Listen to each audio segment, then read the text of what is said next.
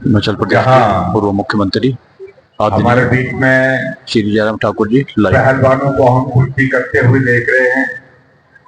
ऐसे ही राजनीतिक पहलवान भी हमारे बीच में यहाँ पर आए हैं। हमारे यहाँ शिमला लोकसभा क्षेत्र के लोकप्रिय सांसद, जिनको आप सबका आशीर्वाद दूसरी बार मिला, जिसके लिए मैं आप सबका भी धन्यवाद करता हूँ। ऐसे हमारे आदरणीय सुरेश कश्यप जी हमारे बीच में पूर्व में मंत्री रहे, अलग अलग महकमों शिक्षा रहे, अर्बन डेवलपमेंट में यूटी के मिनिस्टर रहे, शहरी विकास का महकमा, पार्टी के हमारे प्रदेश के अध्यक्ष रहे।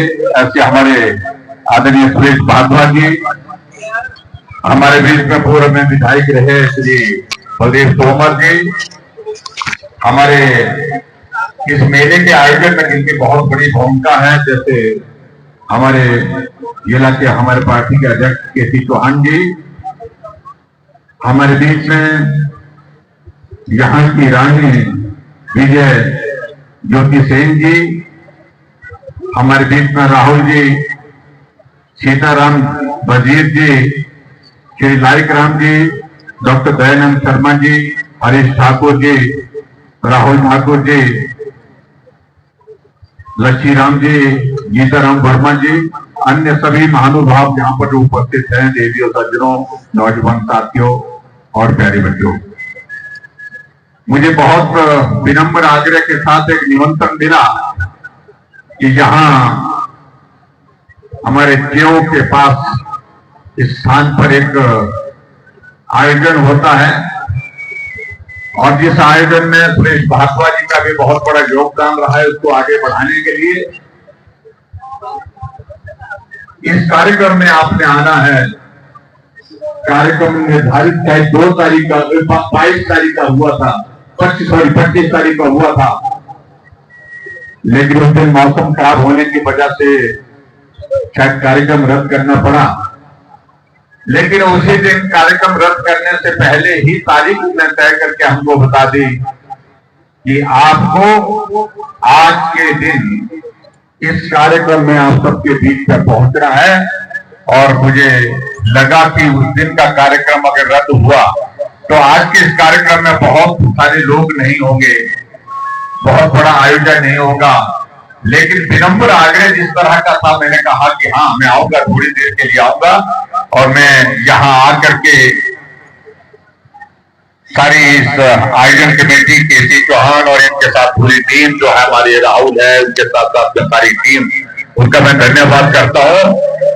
कार्यक्रम बहुत भव्य यहाँ पर आयोजित किया है आपने और आप सबके भी दर्शन करने का सौभाग्य प्राप्त हुआ, इसके लिए मैं इनका बहुत बहुत आभार व्यक्त करता हूँ। और यहाँ जो मेन जो है, प्रमुख जो आयोजन है वो कुश्ती का, और ये कुश्ती देख करके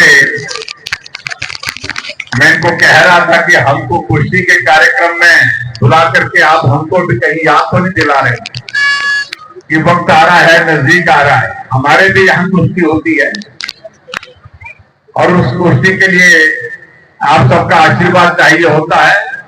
लेकिन मैंने कहा अभी तो लगता नहीं है कि कुश्ती का वक्त आ गया है, लेकिन जब आएगा आप सबका आशीर्वाद लेंगे।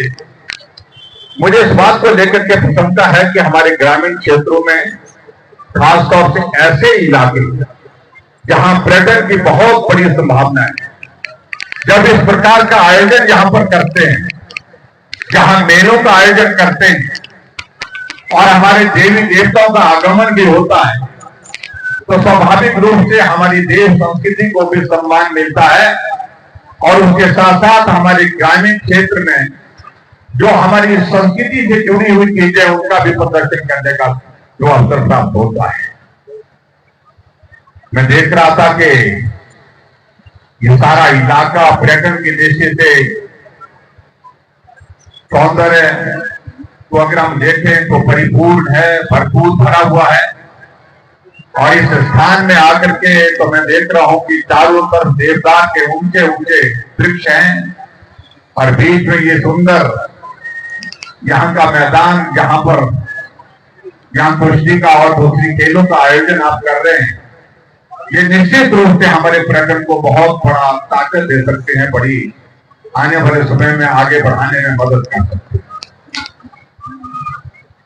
मैं आप सबको बहुत बधाई देता हूं कि आज का व्यक्ति, आज का नौजवान, आज के सभी लोग अपने अपने कामकाज में इतने व्यस्त हो गए हैं। जो पहले हमारे कई वर्ष पहले मेलों के आयोजन होते थे जिसके लिए लोग बड़ी संख्या में आते थे, आज ऐसे आयोजनों में हमारा आना जाना कम हो गया।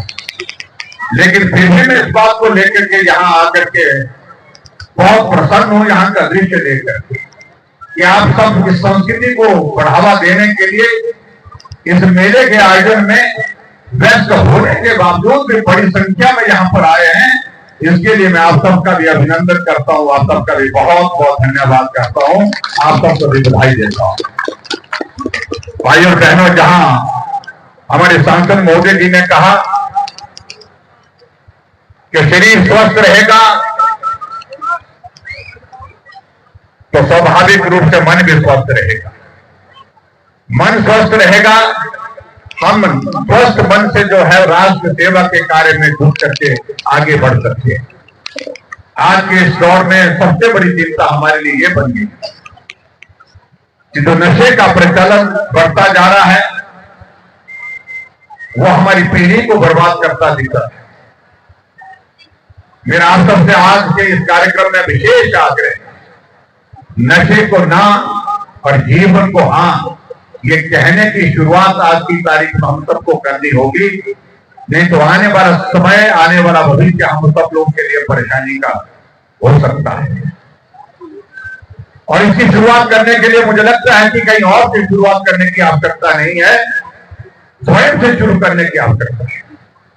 और खासतौर से जब ऐसी स्पोर्ट्स की एक्टिविटीज में हमारा नौजवान पार्टिसिपेट करेगा, भाग लेगा, तो निश्चित रूप से उसको हम नशे से दूर करने के लिए भी उसका एक बहुत बड़ा योगदान होगा।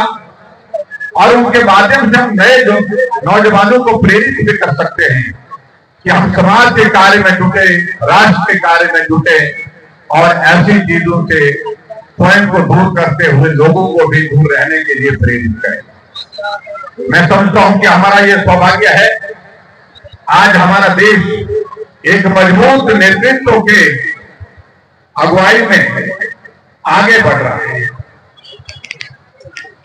आज भारत, जहां 11 साल पहले जब देश के प्रधानमंत्री के दायित्व पर हमारे देश के यशस्वी प्रधानमंत्री नरेंद्र मोदी जी आए थे, 11 वर्ष पहले भारत 11वें स्थान पर था इकोनॉमी की दृष्टि से पूरी दुनिया में। लेकिन आज 11 वर्षों के बाद भारत आगे बढ़ा, भारत ने तरक्की की, हर क्षेत्र में की, राष्ट्रीय अंतर्राष्ट्रीय सम्मान में हमारी पहचान बनी। आज भारत 11 वर्षों के बाद 11वें स्थान से दुनिया की इकोनॉमी में 4थे स्थान पर आया। यह हम सब के लिए बहुत बड़ी गर्व की बात है। आज हमारे लिए गर्व की बात यह भी है कि जहां हमारे दुश्मन को हम सब को परेशान किए जाते थे, जिस भाषा में उनको जवाब देने की आवश्यकता थी उस भाषा में जवाब दिया। लेकिन इस संदर्भ में मैं समझता हूं कि हमारा ये दायित्व बनता है कि देश के सैनिकों के लिए, जिन सैनिकों ने अपने जीवन की कुर्बानी, जीवन की शहादत देने की भी ठानी, लेकिन देश के ऊपर आंच नहीं आने देंगे, इस तरह से काम किया है। और अभी हाल ही में जिस घटना का जिक्र उससे पहले साथी यहाँ पर कर रहे थे, जहां पहलगांव में एक घटना घटित हुई, धर्म पूछ करके परिवार के सामने गोली मार दी गई। 7 दिन पहले किसी बेटी की शादी हुई थी, घूमने निकले, पहलगांव पहुंचे और उनके पति को धर्म पूछा, धर्म पूछ करके उनके सामने गोली मार दी। पत्नी ने कहा कि मुझे क्यों जिंदा छोड़ रहे हो, मुझे भी गोली मार दीजिए। लेकिन आतंकवादियों ने कहा कि आपके जिम्मे ये काम है कि आप मोदी को जाकर के ये बता दो कि मेरे सामने मेरे पति को गोली मार। 26 लोगों की जिंदगी चले गई, पूरा देश एक कोने से दूसरे कोने में रोष में था, आक्रोश में था। पूरा देश चाहता था इसका बदला लिया जाए। और मैं इस बात को लेकर के देश के यशस्वी प्रधानमंत्री नरेंद्र मोदी जी का अभिनंदन करता हूं, देश की सेना का अभिनंदन करता हूं। 22 अप्रैल को घटना घटित हुई थी, लेकिन 6 मई को सुबह रात के 1:20 पर ऑपरेशन सिंदूर की शुरुआत हुई। 22 तारीख को उस घटना का जवाब दिया और 22 मिनट में 9 ठिकाने आतंकवादियों के ध्वस्त कर दिए। सैकड़ों आतंकवादी मारे गए और एक आतंकवादी जो जेल से छूट करके गया था, जिसने प्लेन का हाईजैक किया था, मसूद अजहर, उनके एक परिवार के 11 आतंकवादी हमले में मारे गए और रो करके कहने लगा कि मैं जिंदा क्यों, मैं भी मर जाता। और मैं इस बात को कह सकता हूं वो भी जिंदा नहीं रहेंगे। पूरे भारत में एक संदेश भारत के अंदर नहीं पूरे दुनिया में गया और जहां भी लोग हमारे पड़ोस का देश उसने हिम्मत की, लेकिन उसके बावजूद भी उसको जवाब दिया गया। ड्रोन चलाए गए सैकड़ों की तादाद में, लेकिन जिंदा ड्रोन भारत की धरती पर नहीं आ सका। मार गिराया, मिसाइल आई, मार गिराया, जहाज आया, मार गिराया। ये हमारे देश की सेना का एक कर्तव्य है, जिसके मैं पूरी देश की सेना को सलाम करता हूं, देश के सैनिकों को प्रणाम करता हूं और देश के यशस्वी प्रधानमंत्री नरेंद्र मोदी जी का भी अभिनंदन करता हूं। और उसका जवाब भारत ने दिया और भारत जवाब देने में इस तरह से भारत या पाकिस्तान के बीच में वो संदेश नहीं था, पूरा दुनिया में था। जब भारत की धरती से ब्रह्मोस ने उड़ान भरी, लगभग 30 ऐसे सैन्य ठिकानों पर एयरबेस को तबाह कर दिया और आखिर पाकिस्तान ने कहा कि रहम करो, बहुत हो लिया, बहुत हो लिया, माफ करिए, हम गलती नहीं करेंगे। चीज फायर के लिए निवेदन किया, जिसको भारत ने आखिरकार स्वीकार किया। और मैं इस बात को झूठ कहना चाहता हूं, चाहे लड़ाई पुराने समय में महाभारत की हुई थी, भगवान रामचंद्र जी ने भी प्रकट किया था, इसी तरह से युद्ध को टाला जाए, युद्ध को रोका जाए, लेकिन हालात जब ऐसे हो गए कि नहीं रुका गया तो उसका मुकाबला किया। और यहाँ हमारे देश में गीता का भी संदेश यही है कि भगवान कृष्ण ने अंत समय तक प्रकट किया था कौरवों को समझाने का कि युद्ध किसी के लिए भी अच्छा नहीं होता, लेकिन फिर भी उसके बावजूद युद्ध होना था, हुआ। और उसके बाद क्या हासिल हुआ, यही बात को लेकर के मैं जरूर कहना चाहता हूं। हमारे देश के यशस्वी प्रधानमंत्री का भी यही संदेश कि अंत तक उन्होंने कोशिश की कि हालात ऐसे ना बने, लेकिन जब समझता की बहुत लंबी बात करने की गुंजाइश नहीं होती है, पहलवान जो है वो सामने